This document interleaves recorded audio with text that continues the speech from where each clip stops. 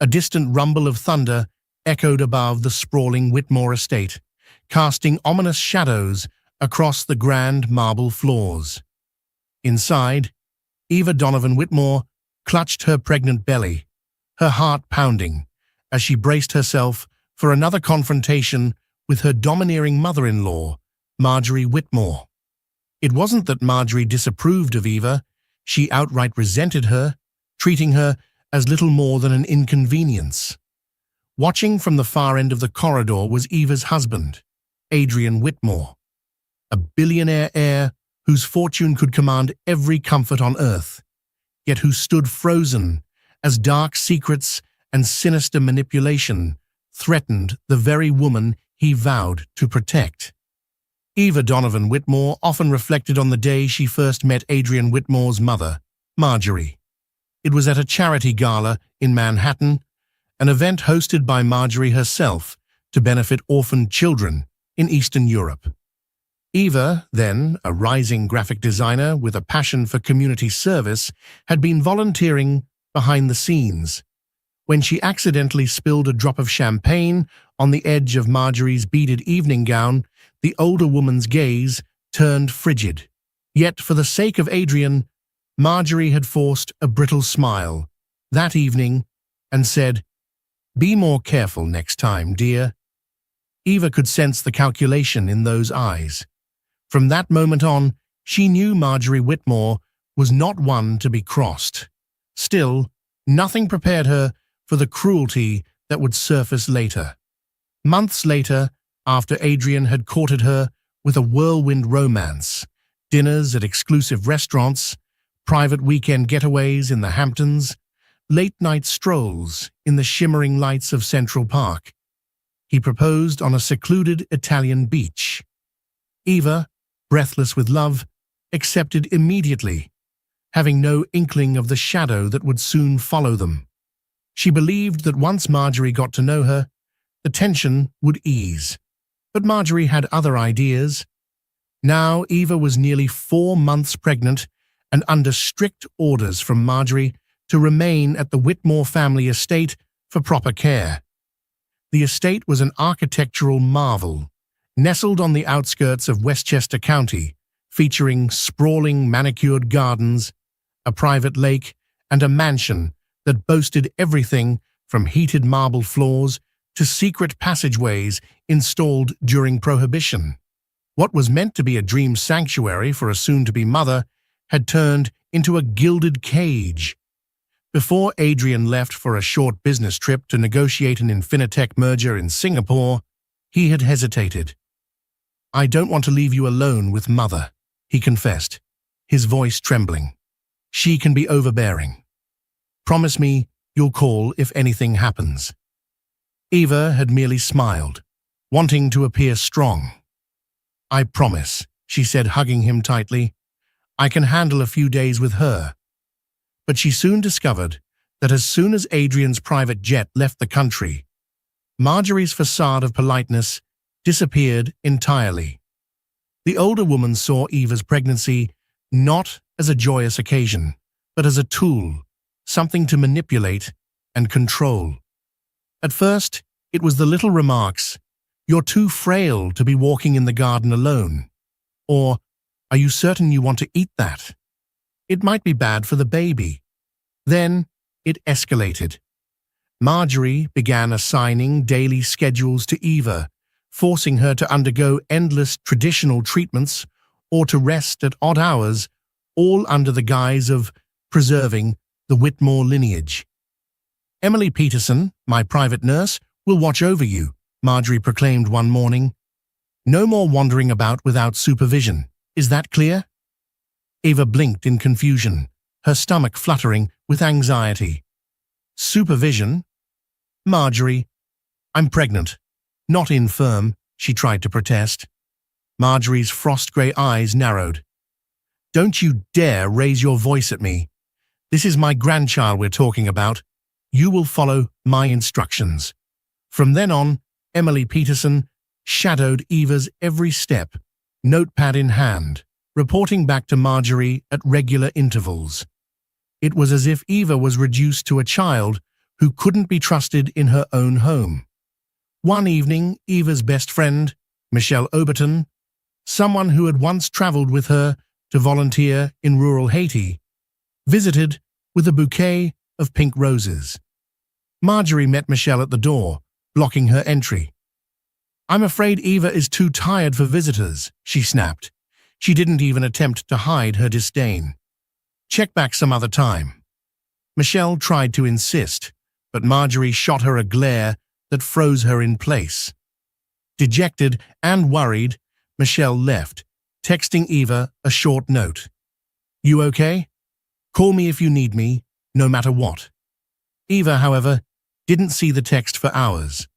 Marjorie had conveniently taken away her phone for safety reasons, claiming electromagnetic waves were harmful to the baby. Every moment of Marjorie's presence eroded Eva's confidence. She felt alone, powerless. The Whitmore staff, from the gardeners to the cooks, had served Marjorie for decades and were loyal to her. If Eva tried to confide in anyone, they would likely run straight to Marjorie. When Adrian returned from Singapore, Eva rushed to greet him, tears brimming in her eyes. But Marjorie had orchestrated an elaborate welcome, arranging a lavish dinner, complete with string quartet and a curated menu. She smothered Adrian with talk of the baby, their future philanthropic ventures, and how she had taken care of everything while he was away. Eva hardly got a moment alone with him before Marjorie pulled him aside for a private chat. It would take Eva another 3 days to finally find a chance to share her worries with Adrian. She whispered her concerns late one night in their bedroom suite, terrified that someone might be eavesdropping at the door. Adrian seemed troubled. "I had no idea Mother was being so extreme," he said, eyes darting around as if he expected Marjorie to barge in any second. "I'll talk to her, Eva, I promise." However, the next morning, Marjorie cornered Eva in the library, towering over her. "I understand you've been telling my son tales of my mistreatment," she hissed. "How ungrateful. Need I remind you that you married into my family?" Eva's pulse pounded in her ears. "I only told Adrian the truth," she said softly, hugging her belly protectively. "Please, Marjorie, I don't want conflict.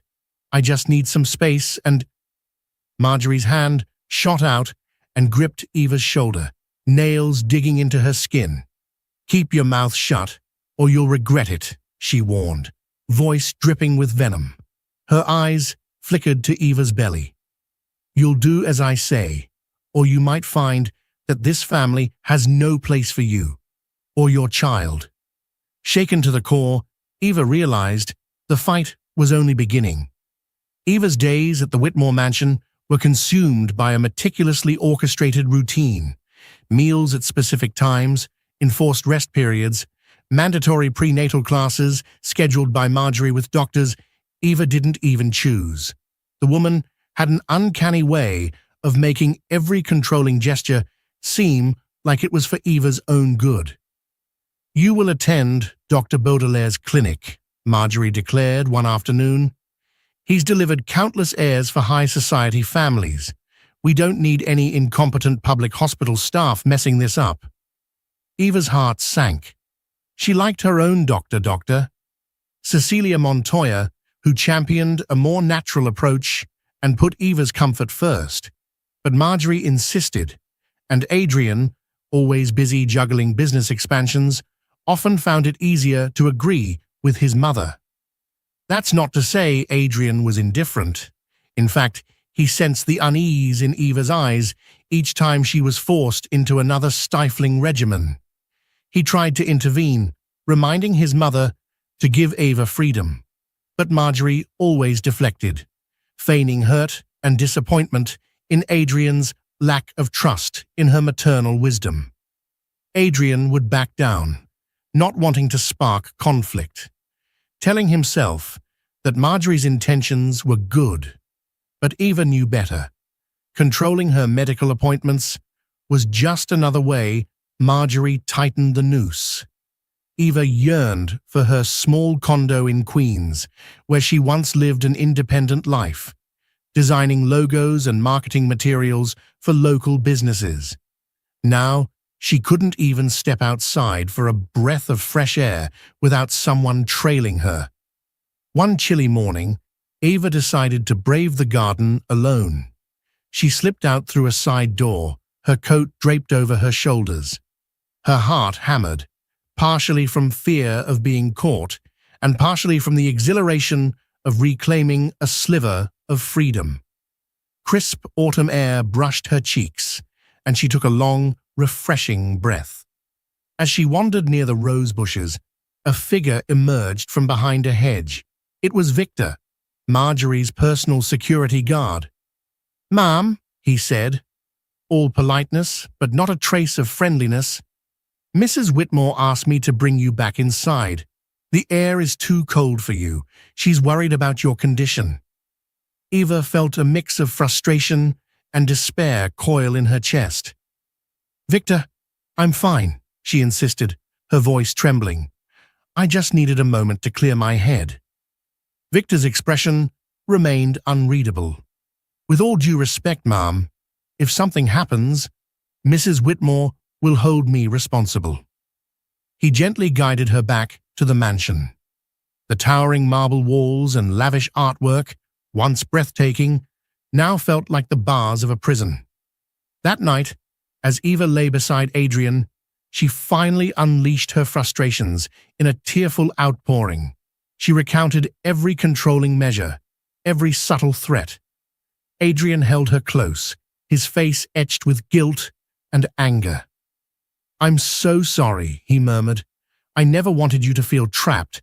I promise I'll fix this." Yet morning came, and the same cycle repeated. Adrian confronted Marjorie in the breakfast salon, only to have her cast a sorrowful look that turned the argument around. "I'm merely looking after your wife's well-being," she said, in a tremulous voice. "Isn't that what any caring mother would do?" When Adrian pressed further, Marjorie's facade dropped. "Don't question my devotion, Adrian," she snapped, voice like steel.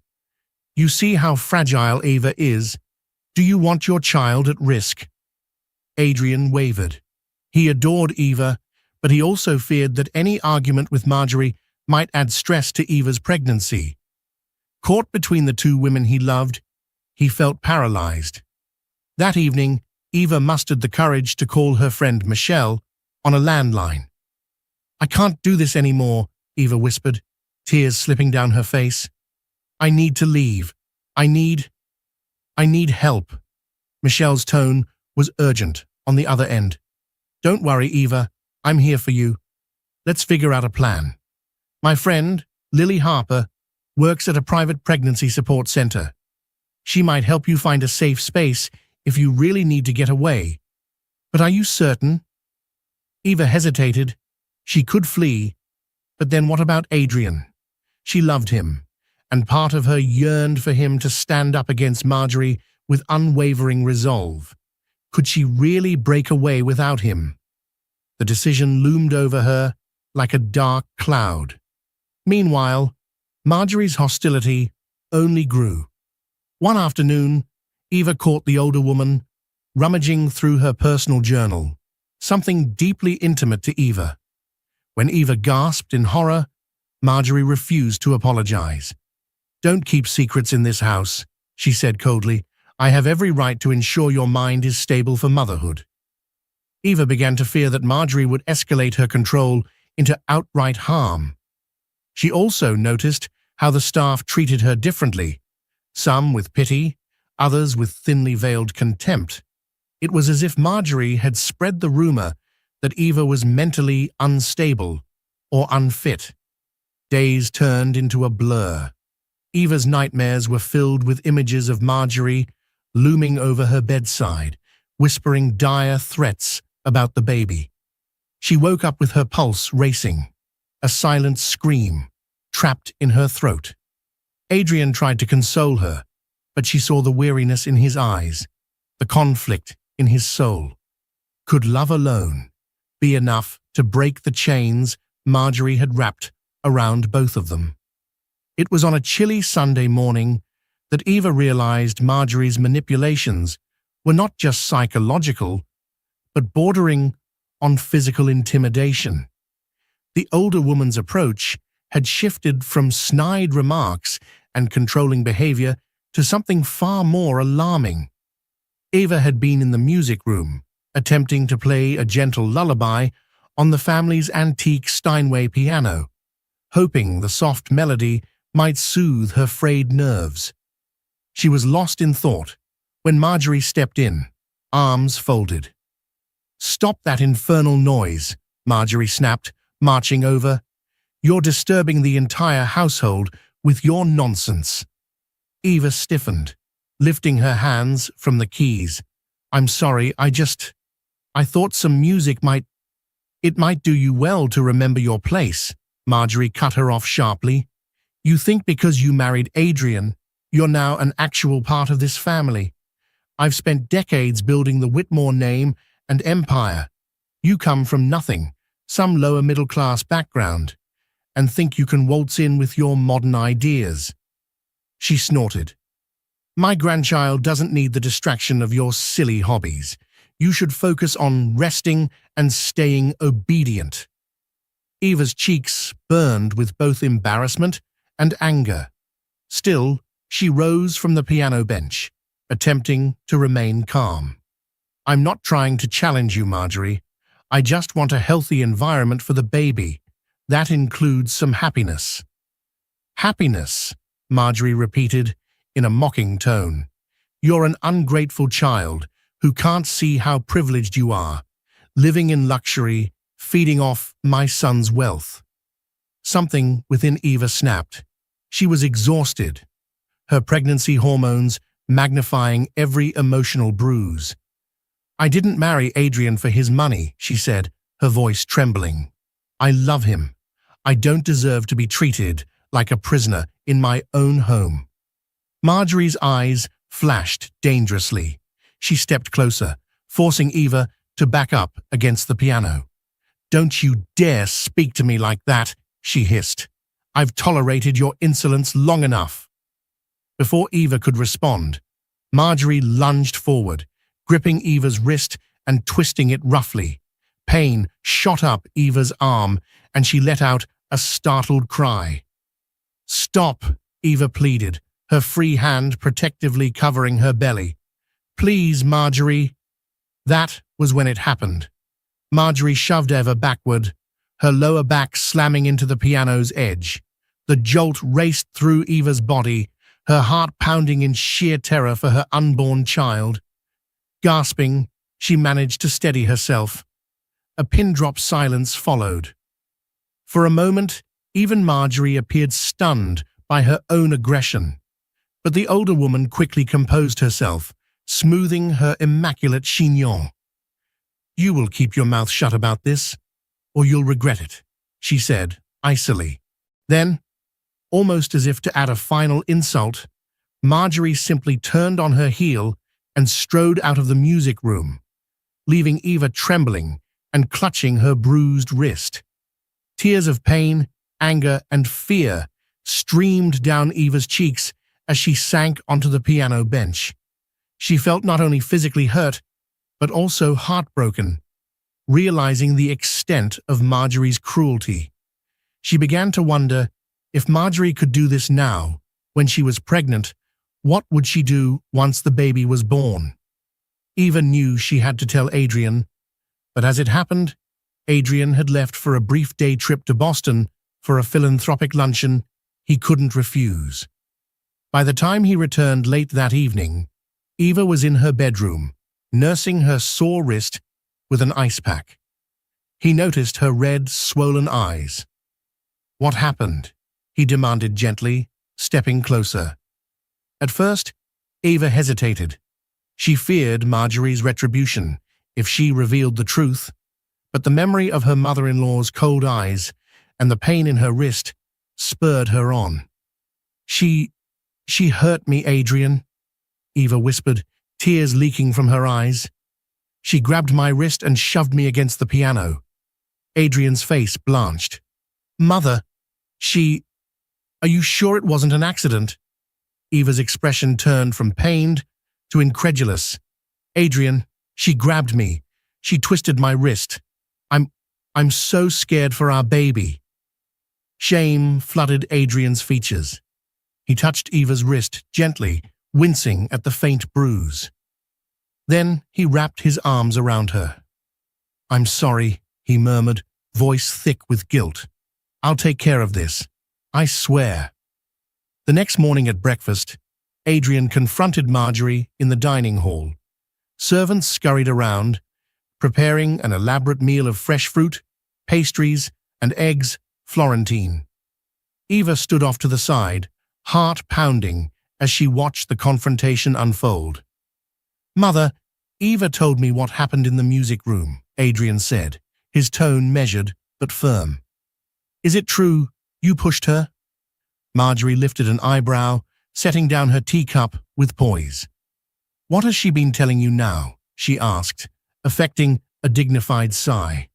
That girl is too emotional, Adrian. She probably stumbled. You know how pregnant women are. Eva inhaled sharply, stepping forward. I didn't stumble. Marjorie flicked her hand dismissively. Don't be hysterical. Adrian, you must see reason. This woman is becoming unhinged. She turned to Eva, narrowing her gaze. Is your next step to accuse me of trying to kill my own grandchild? Adrian's jaw tightened. He approached the table, placing both palms flat on its surface. Mother, I don't care what justifications you have. Don't ever lay a hand on Eva again. The tension was palpable as Marjorie locked eyes with her son, refusing to break the stare. Finally, she sniffed, crossing her arms. If you believe your wife's silly stories over your own mother, that's your choice. I only have this family's best interests at heart. Adrian fought the urge to lash out. Instead, he quietly replied, I love Eva, and I won't allow anyone, including you, to jeopardize her safety or the baby's. This is your warning. Marjorie said nothing. Silence stretched like a taut wire ready to snap, and Eva felt her heartbeat thunder in her ears. She wasn't naive enough to believe Marjorie would simply back down.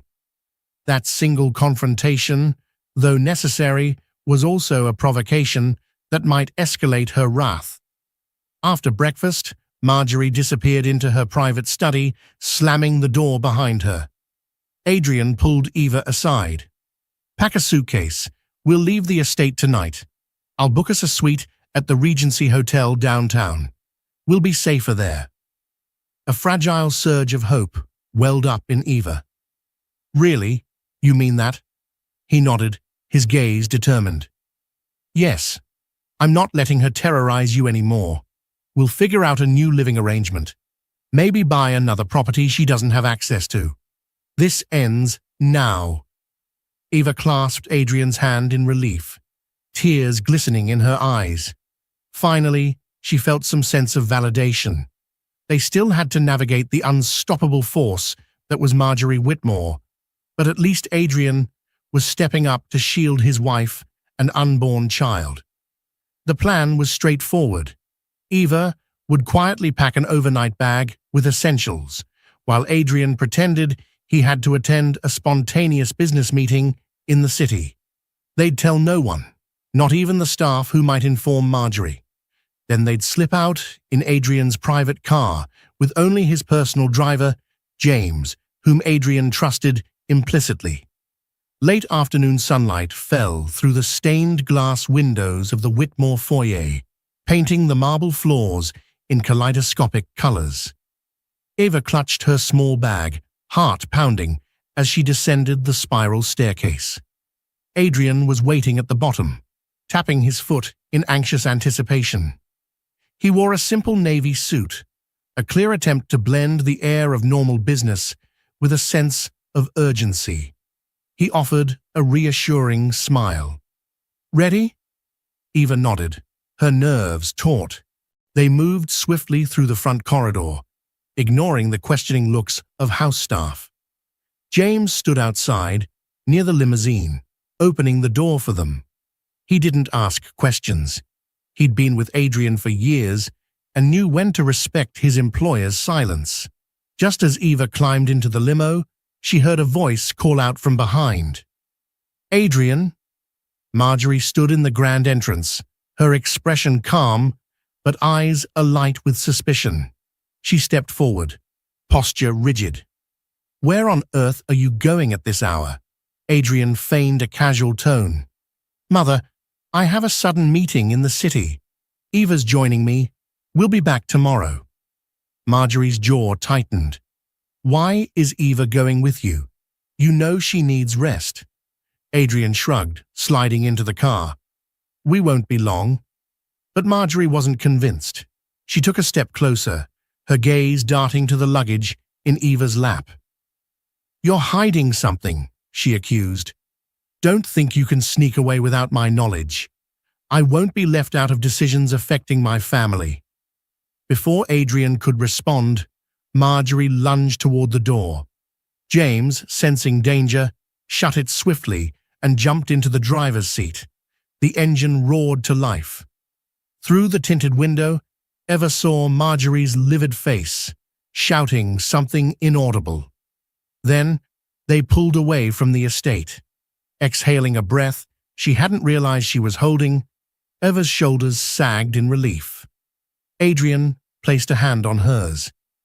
"You're safe now," he said softly, although tension etched lines across his forehead. The drive was mostly quiet, except for James occasionally asking for directions or clarifications. They pulled up to the Regency Hotel, just as dusk settled over the city. A doorman rushed to help them with their bags, and within minutes, they were checked into a luxurious suite on the 15th floor, complete with a skyline view of Manhattan's shimmering lights. Eva let out a shuddering breath as she surveyed the cityscape. "I can't believe we actually left," she murmured, tears threatening to spill. Adrian's phone buzzed. He glanced down, brow furrowing. 12 missed calls, all from Mother. His jaw clenched. "I'm turning this off for tonight. Let's just breathe for once." They ordered room service, comfort food, tomato soup, grilled cheese sandwiches, and a side of salad for Eva. For the first time in months, she felt some semblance of calm. Still, guilt nagged at Adrian. "I should have handled this sooner," he said, eyes downcast. "I shouldn't have let her push you around for so long." Eva rested a comforting hand on his. "We're here now, and I'm grateful." Yet neither of them could shake the unease that Marjorie's retaliation might not be far behind. The next morning, Eva awoke to find Adrian staring at her, a conflicted look on his face. "I don't just want to hide here," he confessed. "I want a permanent solution. Mother's controlling nature won't simply vanish. I'm prepared to find us another place to live, somewhere she can't barge in. Are you okay with that?" Eva nodded, tears glistening. "Yes, I can't go back to the mansion, for our baby's sake. We need a fresh start." Adrian squeezed her hand, relief flooding his features. "I'll call my real estate contact, Theodore Wolfe. He's helped me with property deals in the past. We can find a place quickly."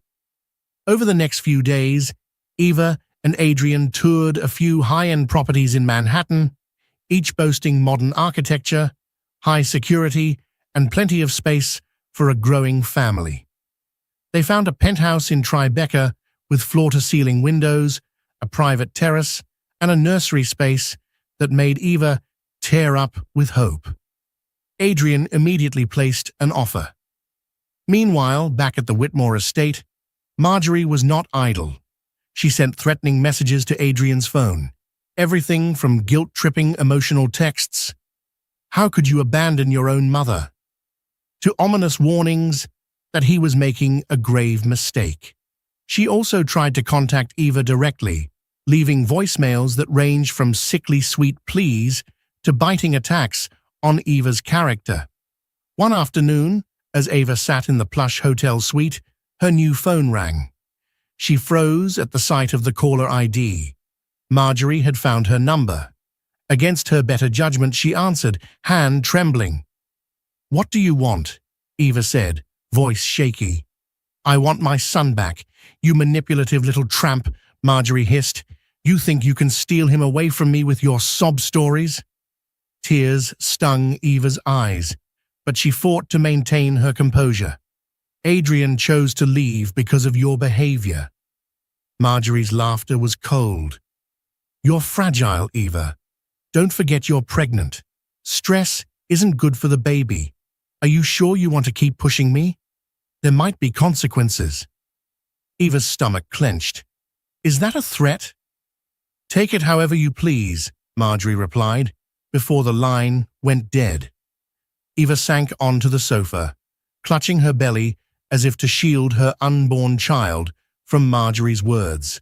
When Adrian returned from a short business meeting, she recounted the call through tears.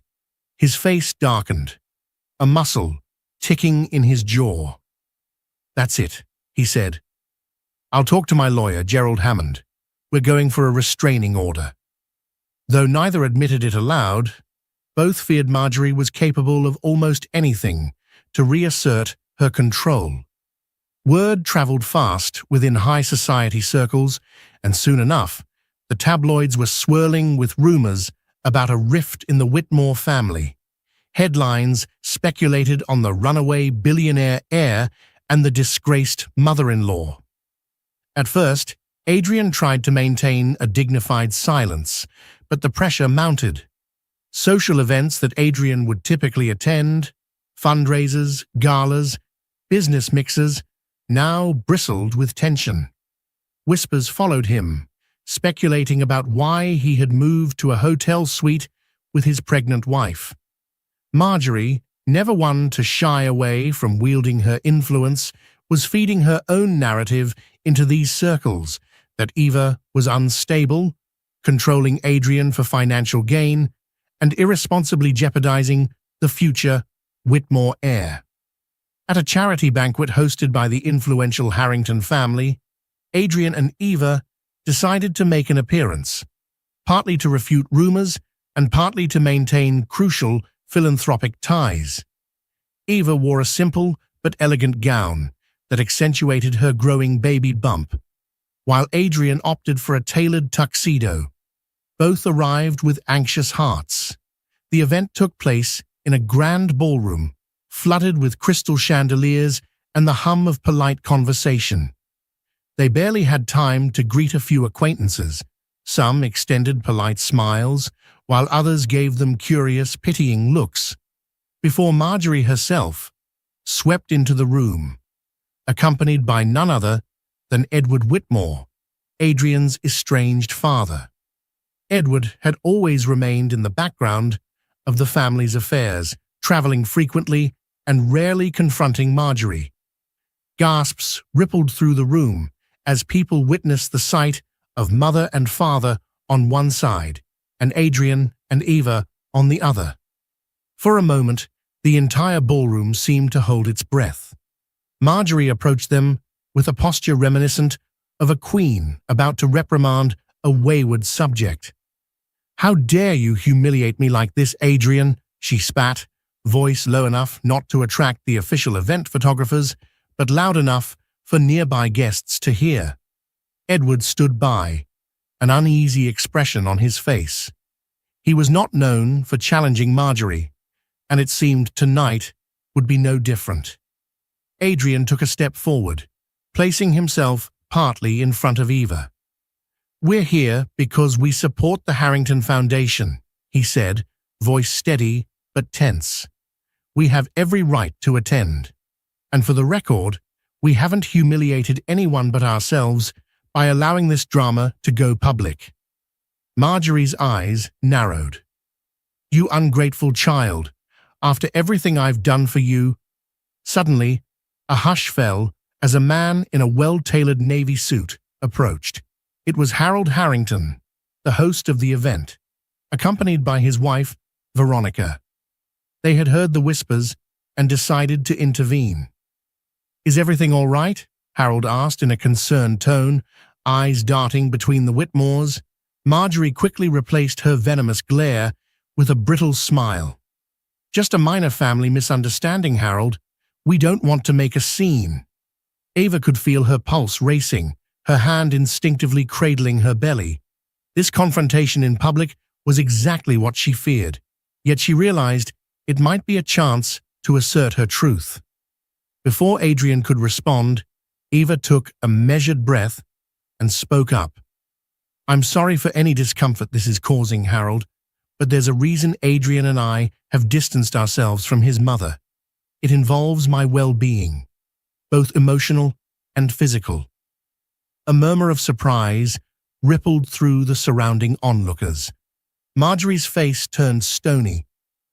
Ava, don't you— It's fine, Harold, Adrian interjected, stepping in. We appreciate your concern, but perhaps we should discuss this in private. Harold glanced around and noticed the growing crowd. You can use my study, he offered, gesturing to a door off the side of the ballroom. I'd like to keep tonight's event about the children's charity if possible. Reluctantly, Marjorie and Edward followed Adrian and Eva into the plush study, where thick carpet muffled the outside chatter. The door closed, shutting out the curious eyes. No sooner had it clicked shut than Marjorie rounded on Eva. You dare imply I abused you, she hissed, voice shaking with rage. Don't forget who holds the power here. The Whitmore name is known worldwide. You'll never escape it. Adrian stepped between them, fists clenched. That's enough. We're done, Mother. Edward raised a hand in a half-hearted gesture. Marjorie, calm down. Let's not drag this into more drama. But his tone lacked real conviction. Eva's eyes flashed with the courage she had gathered over these tumultuous weeks. I was forced to leave for the safety of my baby and myself. Marjorie has been controlling, manipulative, and even physically aggressive. We have no choice but to keep our distance. Marjorie let out a bitter laugh. Adrian, you see what a liar she is. You truly believe I'd harm my own grandchild? Adrian's voice was resolute. You've done enough to convince me that Eva is telling the truth. For a moment, everyone stood in standoff silence. Then Marjorie, glowering, turned to Edward. Do something, she demanded. Edward opened his mouth, but only a weak sigh escaped. Adrian, you know how your mother gets. Maybe Eva misunderstood. No, Adrian snapped, frustration boiling over. Stop making excuses for her. This conversation is finished. If you persist, we will seek legal measures. A vein pulsed in Marjorie's temple. She pointed a finger at Eva, lips trembling with fury. You won't win this, girl, she spat. You think you can turn my son against me, but I assure you, I've been building my influence for decades. You and your unborn child will face the consequences. Then, with a flourish of her expensive shawl, Marjorie stormed out, Edward trailing after her with a forlorn look. Left alone in the study, Adrian pulled Eva into his arms, feeling her tremble. We should leave, he whispered. I'm sorry you had to endure that. Eva nodded, struggling to keep tears at bay. It's okay, she whispered, voice raw. I'd rather have the truth out in the open than keep living in silent fear. A few minutes later, they discreetly exited the Harrington event, ignoring the paparazzi's flashbulbs and the hush of gossip that followed them. While the public showdown was uncomfortable, Ava felt a strange sense of relief. She had stood her ground against Marjorie, refusing to remain silent. Now the question was, how far would Marjorie go to reassert her control? Despite their efforts to break free, Marjorie's looming presence was felt everywhere. Adrian's phone kept buzzing with unknown numbers. Messages appeared, threatening to release damaging lies about Eva to tabloids or even tie up Adrian's business dealings in legal red tape. Some messages were thinly veiled blackmail. If Adrian didn't return to the Whitmore estate, Marjorie would sabotage certain philanthropic projects or freeze access to family trust funds that supported vital research programs. The newly purchased Tribeca penthouse became Eva's refuge.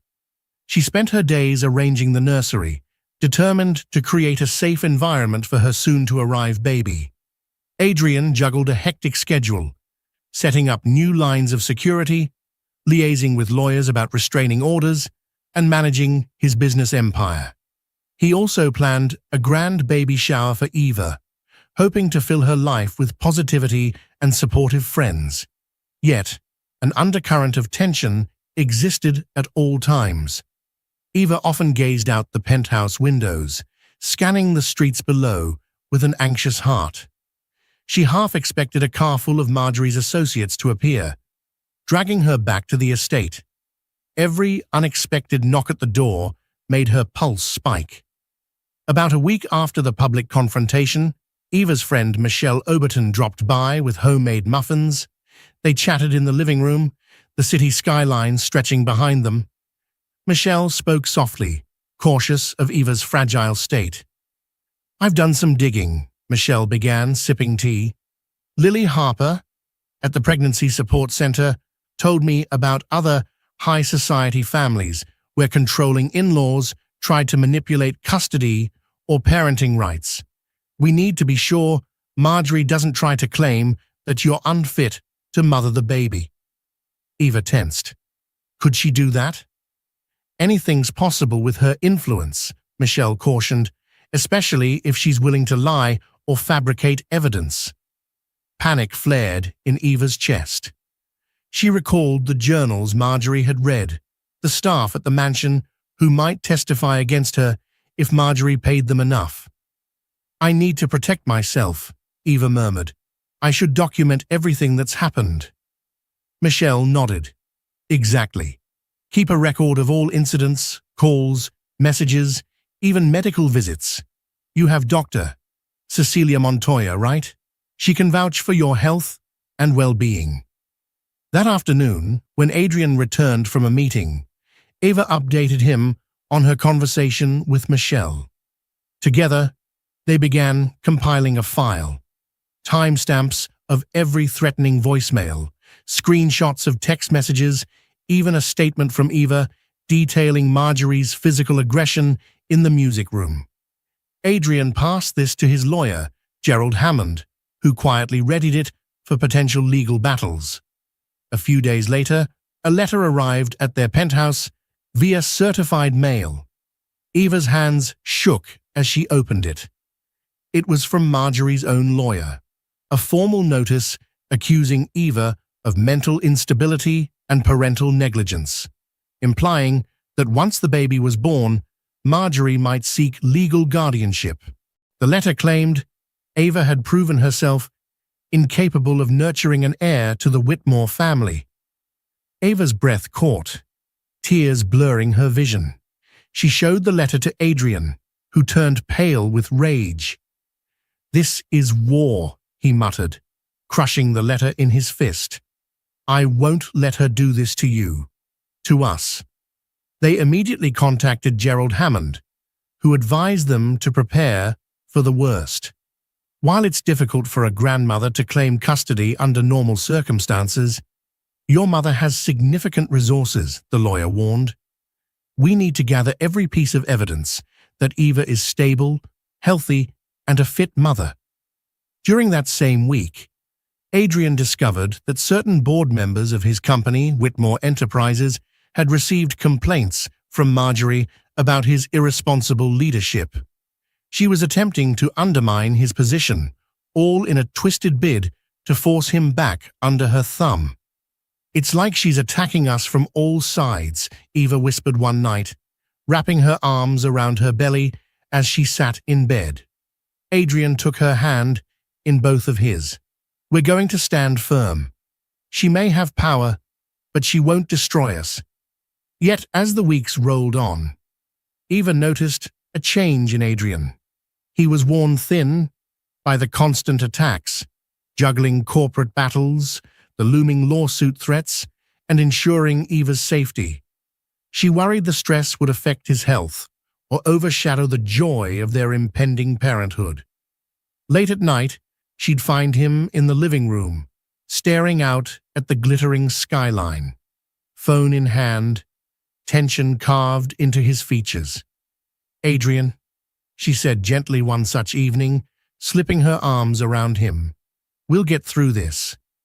He turned to her, eyes heavy. "I never thought my own mother would become an enemy," he murmured. "It's surreal. Part of me still wishes for reconciliation, but I can't let her near you or our baby, not with the way she's acting." Eva placed her palm over his heart. "You're doing the right thing. Our baby's safety comes first." Despite the darkness of Marjorie's threats, small moments of warmth and love emerged. They assembled the crib together, painting the nursery walls in a soothing shade of pale yellow. They attended a prenatal class with Dr. Montoya, who praised Eva's health and told them the baby was growing beautifully. For an hour each day, Adrian and Eva would walk hand in hand through a nearby park, forging a quiet sense of normalcy. The underlying fear, however, never fully disappeared. Any day, Marjorie could escalate her efforts, perhaps meddling with hospital records, bribing staff, or even appearing at their doorstep unannounced. They were at the mercy of a powerful woman with no moral qualms about tearing her own family apart. Tension crescendoed when Eva entered her third trimester. Dr. Montoya recommended she avoid stress as much as possible. Easy advice to give, but hard to follow in the face of Marjorie's unyielding vendetta. Eva began to have bouts of high blood pressure, and her doctor warned of potential complications if the anxiety continued. One late afternoon, as Eva rested in the penthouse living room, she felt a sudden tightening in her abdomen. Fear prickled in her mind. Was she going into early labor? She breathed through the discomfort until it subsided, but it was a stark reminder of how vulnerable she was. Adrian, upon learning this, decided to accelerate the legal process. Gerald Hammond filed an official restraining order against Marjorie Whitmore, citing harassment, threats, and documented instances of physical aggression. The evidence was compelling, and the court quickly scheduled a preliminary hearing to decide whether to grant the order. On the day of the hearing, Eva and Adrian arrived at the courthouse, hearts pounding. It was a modest building in the heart of Manhattan, a swirl of attorneys, clerks, and anxious families. Eva wore a simple maternity dress, while Adrian donned a subdued grey suit. Neither wanted to appear flashy or arrogant, only truthful. They found Marjorie already there, with her legal entourage, including a high-powered attorney rumored to have ties with top judicial figures. She shot Eva a venomous look as they passed in the corridor. Meanwhile, Edward Whitmore was conspicuously absent, perhaps unwilling to face the spectacle. Inside the courtroom, the proceedings began swiftly. Gerald Hammond presented their case. Testimonies, documented threats, medical notes from Dr. Montoya verifying Eva's mental and physical well-being, and a photograph of Eva's bruised wrist from the music room altercation. Eva trembled on the stand as she recounted the psychological and physical abuse. Adrian's jaw tightened, tears burning in his eyes as he listened to his wife relive the nightmare. Then it was Marjorie's turn. She portrayed Eva as a manipulative gold digger who orchestrated injuries for sympathy.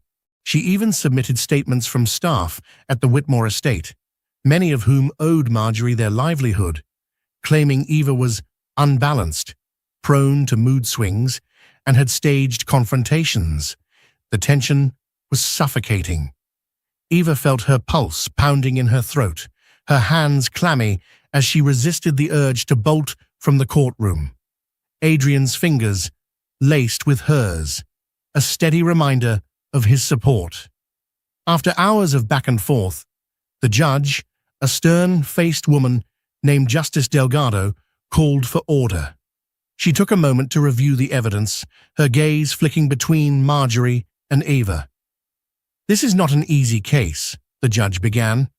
"Family disputes rarely are. However, the evidence presented, voicemails, text messages, medical records, suggests that Ms. Marjorie Whitmore has acted in a manner that any reasonable person would deem threatening and harmful. Furthermore, I have seen insufficient proof to substantiate Ms. Whitmore's counterclaims of manipulation against Mrs. Eva Donovan Whitmore. The staff testimonies conflict with medical and photographic evidence." Marjorie's attorney tried to interrupt, but Justice Delgado silenced him with a raised hand. "The court is inclined to grant a temporary restraining order against Ms. Marjorie Whitmore, preventing her from contacting or approaching within 200 feet of Mr. Adrian Whitmore, Mrs. Eva Donovan Whitmore, or their child once born, pending a final hearing. Ms. Whitmore will also be required to undergo a psychological evaluation if she wishes to contest full custody of the unborn child." A surge of relief washed over Eva, tears gathering at the corners of her eyes. Adrian exhaled a shaky breath, reaching for her hand. Marjorie, however, stood seething. In a final act of defiance, she pointed an accusing finger at Eva. "You'll regret turning my son against me," she spat, voice echoing through the courtroom. Her attorney quickly tried to hush her, but the outburst already hung in the air like a toxic cloud. "You'll be removed if you don't hold your tongue," the judge snapped, banging her gavel. "Court is adjourned." Escorted by security, Marjorie left the courtroom, her fury palpable. In contrast, Eva and Adrian stepped out into the corridor, a sense of lightness filling their hearts despite the tension. Michelle, who had come for moral support, rushed over and enveloped Eva in a hug. "You did it," Michelle whispered tearfully. "You stood your ground." Adrian glanced at Eva, his eyes filled with admiration and regret. "I'm so sorry for everything you've endured," he murmured, placing a hand protectively on her swollen belly. "But I swear, from now on, I'm fully committed to shielding you and our child from any harm." Eva nodded, blinking back tears. They were not naive. The restraining order was a major victory, but there was still a long road ahead. Marjorie might contest it in a final hearing or find underhanded ways to cause more trouble. Yet for the first time in months, hope glimmered. Back in the penthouse that evening, they shared a quiet dinner, toasting with sparkling cider to the future. While the scars left by Marjorie's abuse would take time to heal, Eva felt her chest fill with renewed faith. Faith in her own resilience, in Adrian's love, and in the life growing within her. In the weeks following the court's decision, a fragile peace settled over Eva and Adrian's lives.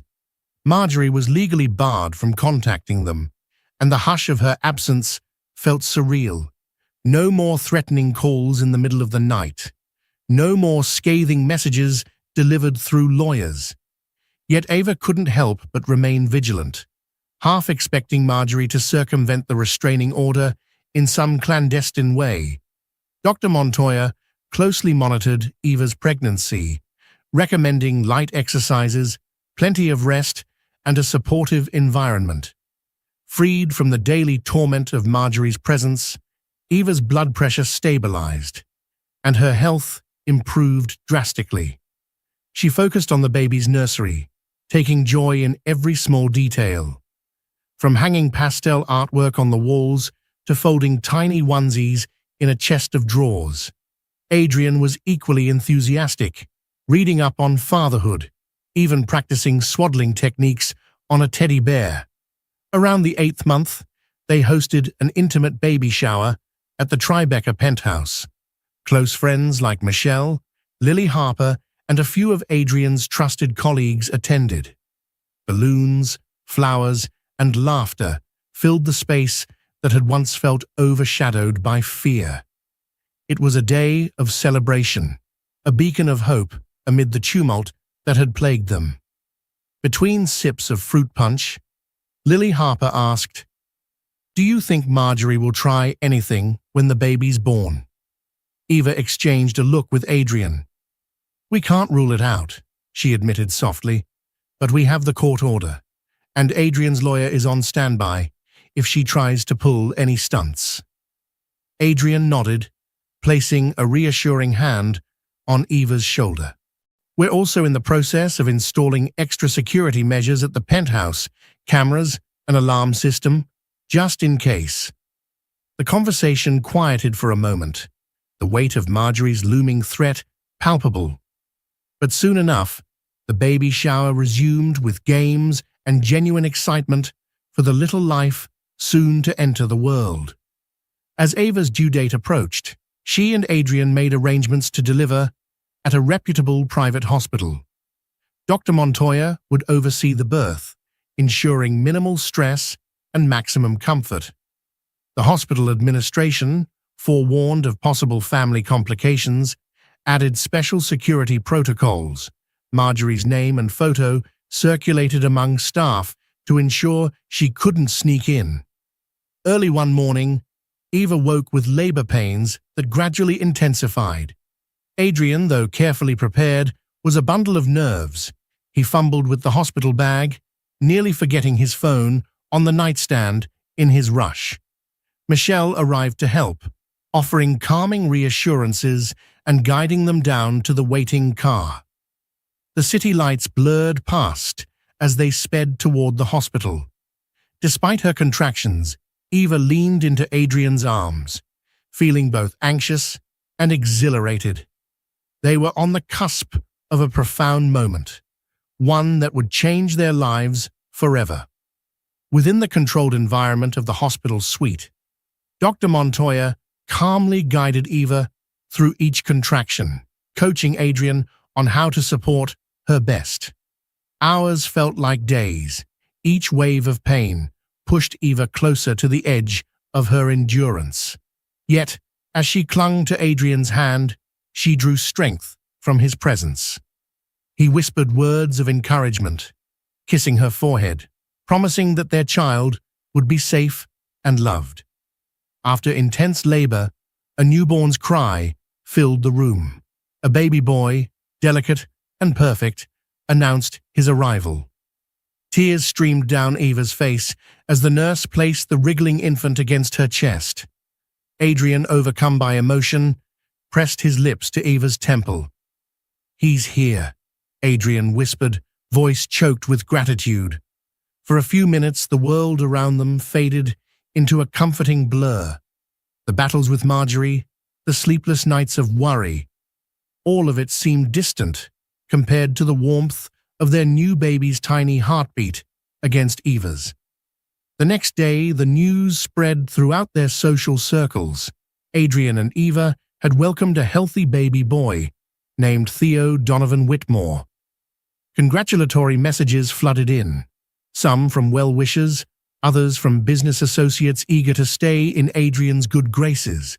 But one message stood out, a solitary card delivered by courier with no return address. Adrian opened it cautiously. The card read, in looping cursive, "Congratulations on your little one. He'll always be a Whitmore. Don't forget that." There was no signature, but they both recognized Marjorie's handwriting instantly. Eva's hand shook as she placed it aside. But she looked at Adrian, who gently cradled baby Theo in his arms, and saw the unwavering resolve in his gaze. "We're together," he reminded her softly. "No matter what she tries, we protect our family." Eva exhaled, nodding. The fear might linger, but the love she felt for her husband and newborn son was stronger. The first chapter of their child's life would not be tainted by Marjorie's cruelty. They had broken free, forging a new path defined not by the Whitmore legacy alone, but by the love they shared as a family. A new dawn had arrived, and with it, a fervent hope that the scars of the past would heal in the warmth of an unbreakable bond. Thank you for following the emotional and turbulent journey of mother-in-law tortures pregnant wife. But the billionaire is standing behind and witnessing everything. Eva's struggle against Marjorie's oppression shows that courage, love, and perseverance can overcome even the most entrenched family dynamics. In the end, Eva and Adrian discovered that true strength comes not from wealth or status, but from unwavering loyalty and the willingness to protect each other, no matter the cost. If this story gripped your heart and kept you rooting for Eva every step of the way, please be sure to like, share, and subscribe to our channel. Your support enables us to bring you more riveting tales of resilience, romance, and redemption. We hope you'll stay tuned for future stories that explore the depths of human emotion and the power of hope in the face of adversity. Thank you for watching.